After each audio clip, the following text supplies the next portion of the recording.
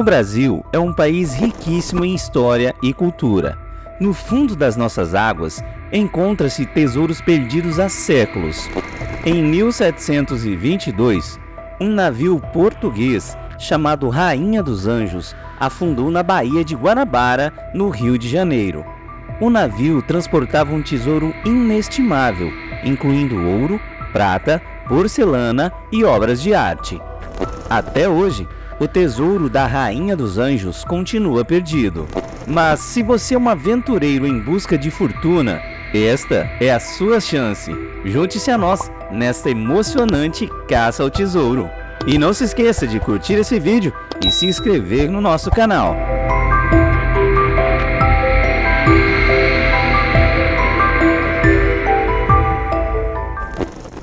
Em uma noite de julho de 1722, um barulho muito alto, vindo de um grande veleiro com 3 mastros que estava ancorado na Baía de Guanabara, entre a Ilha das Cobras e o antigo forte de São Tiago, no Rio de Janeiro.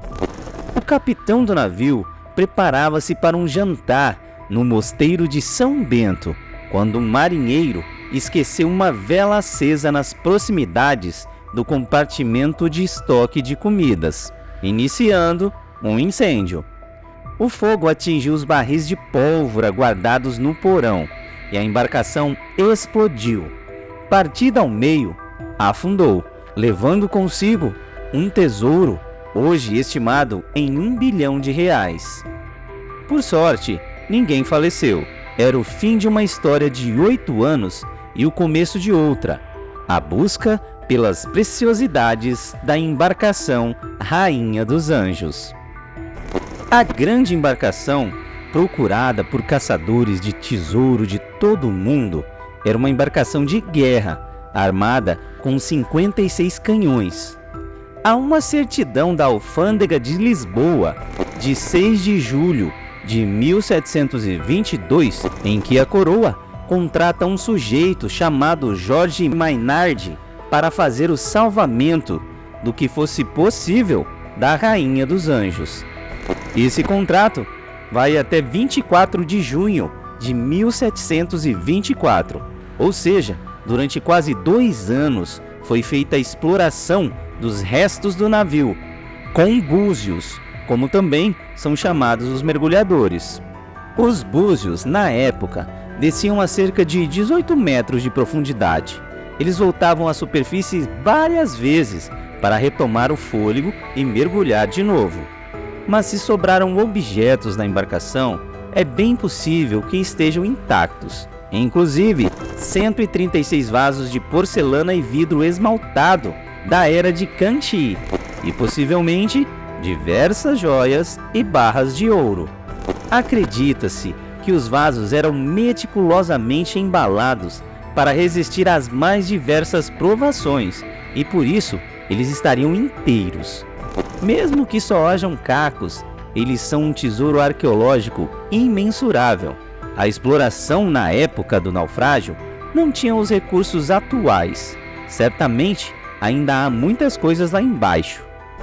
A costa brasileira tem mais de 8.000 navios afundados, muitos com tesouros de valor incalculável.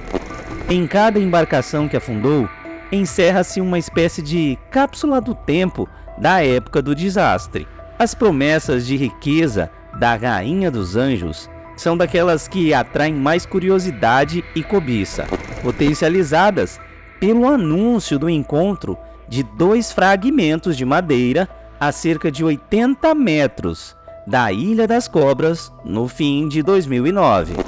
A viagem começou em dezembro de 1721, quando a embarcação Rainha dos Anjos saiu de Macau.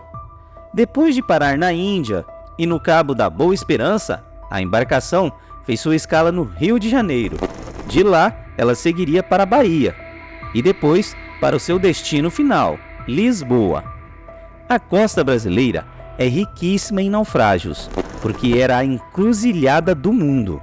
Para ir à Europa, ou Oriente, a África ou a Índia, passava-se por aqui. Logo após a descoberta dos fragmentos de madeira, houve um burburinho a respeito de investidores interessados nas riquezas que podem ser encontradas.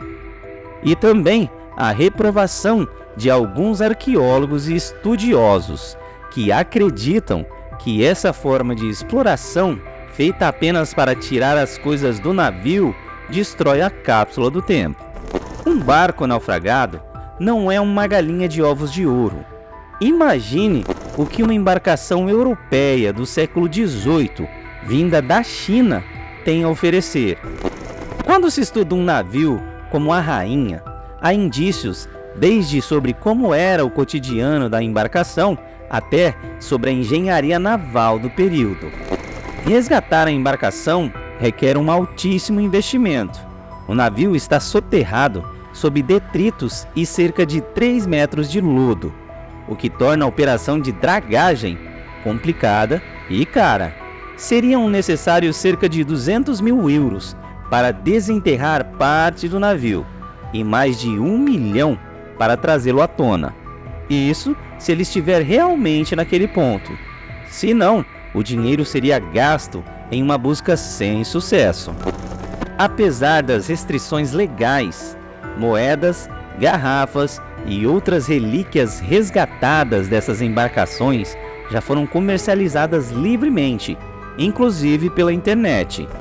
A maior parte das peças não tem o devido atestado de liberação da Marinha, que dispõe de poucos navios para patrulhar exploradores clandestinos.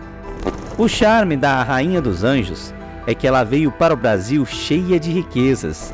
Além dos vasos antigos, tinha os canhões e cerca de 800 tonéis de azeite. E para você ter uma ideia, um astrolábio daquela época custa cerca de 250 mil reais e a embarcação deveria ter uns 8.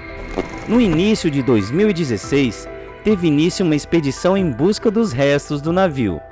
Os pesquisadores utilizaram instrumentos sonares de baixa frequência para varrer o possível local em que se encontravam-se os restos da embarcação e assim conseguir as amostras. No entanto, nenhuma novidade foi anunciada. Apesar de registrar naufrágios desde o século XVI, a exploração organizada dessas embarcações no Brasil, com a participação de arqueólogos, começou apenas nos anos 1970. A história da Rainha dos Anjos é mais do que um naufrágio. É uma janela para o passado, uma busca incessante pelos segredos submersos que a costa brasileira guarda.